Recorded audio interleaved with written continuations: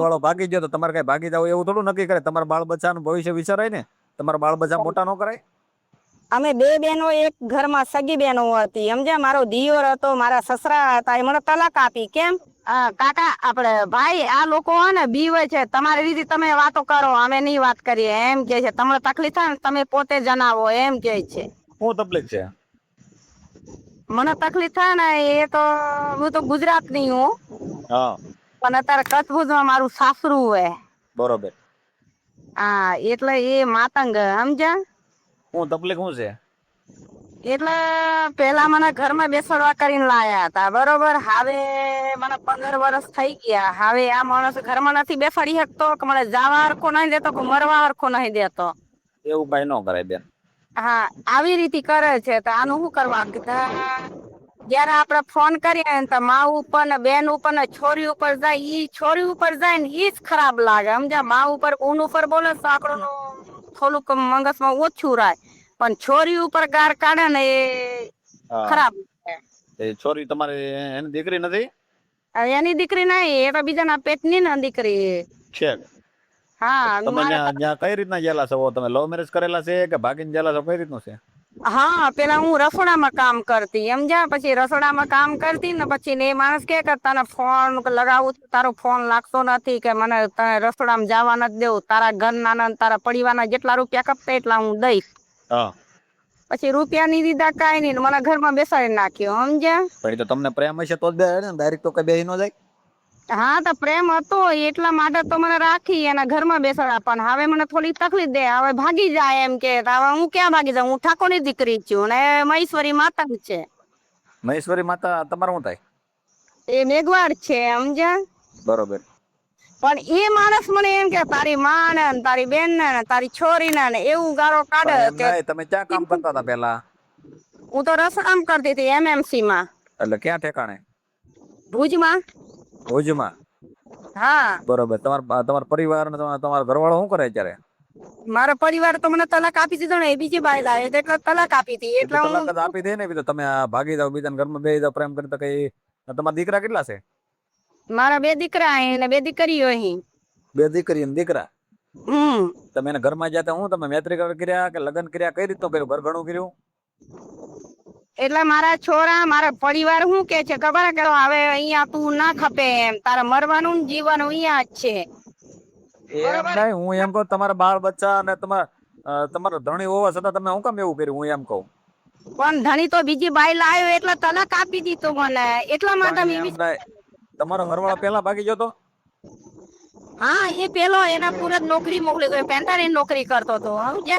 એ કોને ભાઈ હાડી ઘરમાં એને? એ બીજી સુરેગની વહુ લઈ આવ્યો, સાતગાનની. બરોબર. એને પેલા બે હાડી, પછી તમે કેટલા મહિના પછી ભાગી ગયા?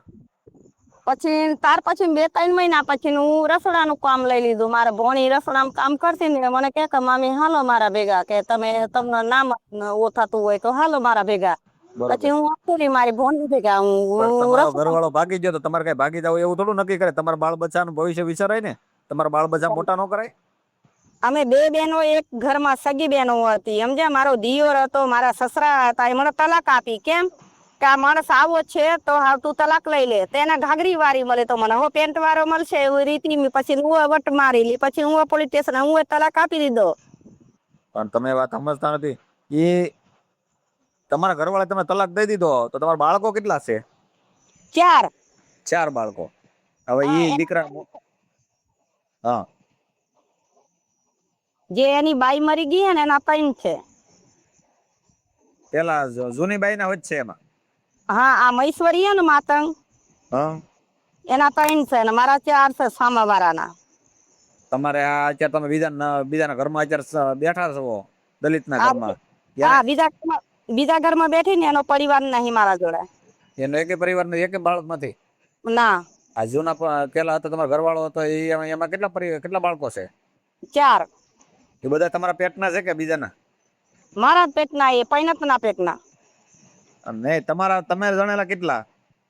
હા તો એ મારા જ જનેલા એ. તો ભાઈ એમ કહો ને, તમે 4 છો કે બીજી બાઈ ના છે પાછા એમ કહો છો ને? આ બીજો ઘર કર્યું ને મહેશ્વરી એ માતંગ, એના પેટના એ મારા નથી. એ એના બીજી બાઈ હતી ને એ બાઈ ના પેટના. બરોબર.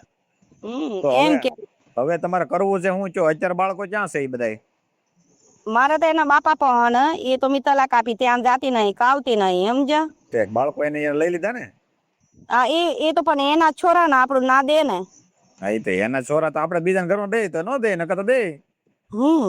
આપણે માવતરની ઘરે રહેવા કે આપણે ગમે ત્યાં રૂમ રાખીને દઈએ, આપણે પૂરું પાડીએ, મજૂરી કરીને બાળકોને મોટા કરીએ, એનું ભવિષ્ય સુધારી તો આપણી પાસે બાળકો રહે. એટલે આપણે બીજાના ઘરમાં બે તો પછી કઈ ન દે કોઈ. તમે એ જે વિચાર કર્યો ને ખોટો કર્યો, સમજાણો?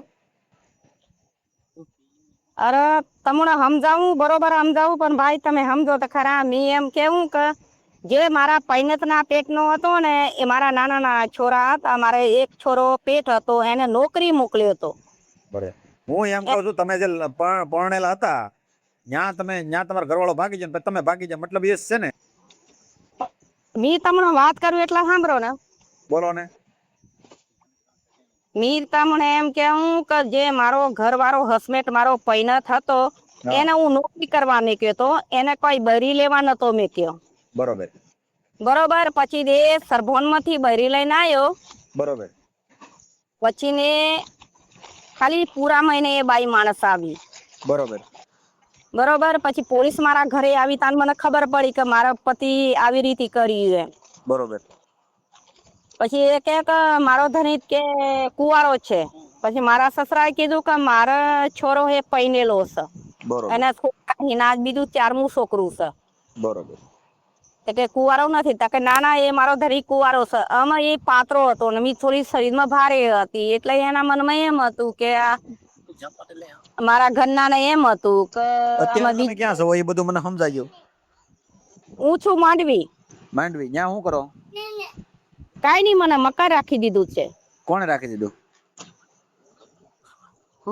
તમારા ઘરવાળાએ? હા મારા ઘરવાળા મકાન રાખી દીધું છે બધું. બરોબર. તો હવે તમને શું તકલીફ શું છે? હવે એ એમ કે તું ભાગી જાય એમ કે હું ભાગીને ક્યાં જાઉં? તમારું નામ આખું બોલો, લખાવો. હા તો લખાવો હેડો. ના બોલો. ઉર્મિલાબેન. ઉર્મિલાબેન. હા ઉર્મિલાબેન. હા. લાલજીભાઈ. લાલજીભાઈ. ગામ કયું તમારું? એટલે મારે સાસરિયાનું નામ જોઈએ તમને કે આ બીજું કર્યું? કયા સમાજમાંથી અટક શું છે તમારે? ઠાકોર સમાજ. ઠાકોર. પછી તમારા બાપુજીનું નામ શું છે? મારા બાપુજી ઓફ થઈ ગયા. એનું નામ શું છે? જીવન ઝવેર. જીવનભાઈ ઝવેરભાઈ. હા. ક્યાં ગામના? ગામ ઓંદેડા. ઉંદેડા. ઓંદેડા. ઓંદેડા. હા પંચમહાલ જિલ્લામાં. હા. કઈ વાંધો નહીં. હાલો હવે તમારા ઘરવાળા નામ શું છે? અહીંયા? હા અત્યારે નવો ઘરવાળો છે. આ નવો ઘરવાળો લાલજી. લાલજીભાઈ. અને બાપુજીનું નામ શું છે? લાલજી મગન. લાલજીભાઈ મગનભાઈ. હા. કયા ગામના? બાઈટ. બાઈટ? હા મોરબી તાલુકામાં લાડાથી આગળ. બાઈટ મોરબી તાલુકો. હા જિલ્લો કયો લાગે? કચ્છ લાગે છે. કચ્છ ભુજ. કઈ વાંધો નહીં. હાલો એ બધું થઈ ગયું. ઓકે. હવે હું એમ કહું છું બેન, તમારો વિડીયો વાયરલ થાય તમારી મંજૂરી છે ને? તમારા ઘરવાળાને આપણે સબક શીખવાડીએ. આ પણ મેં એવું કેવું કે ભલે વાયરસ પણ વાંધો નથી, આપણે તો બરોબર જ કર્યું છે. પણ કોઈ આવી મને આવી ગરીબની છોકરીને આવું રાખ્યું, એવું કોઈ ગરીબની છોકરીને આવું ના. હેલો. હા બોલો. લાલજીભાઈ બોલો. હા. લાલજીભાઈ મગનભાઈ. હા બોલો. હું મજામાં? બસ મજા છે. શું ચાલે કામ ધંધા? ખેતીમાં છે. બાઈટ ગામથી બોલો ને? મોટી વિલાના તાલુકા મોટો વિલો. હવે તમારી આ ઘટનામાં સાચું ખોટું જે પણ હોય, સૌથી મોટું નુકસાન નિર્દોષ બાળકને થયું છે. માતા પિતા વચ્ચેના મતભેદોને ભાર સંતાનોના ભવિષ્ય પર ન પડવો જોઈએ. મિત્રો, આ માહિતી વિશે તમારું શું કહેવું છે તે કમેન્ટ સેક્શનમાં જરૂરથી જણાવજો. આવા સાચા સમાચાર માટે અમારી ચેનલને સબસ્ક્રાઇબ કરવાનું ભૂલતા નહીં અને તમારા મિત્રો સાથે શેર પણ જરૂરથી કરજો.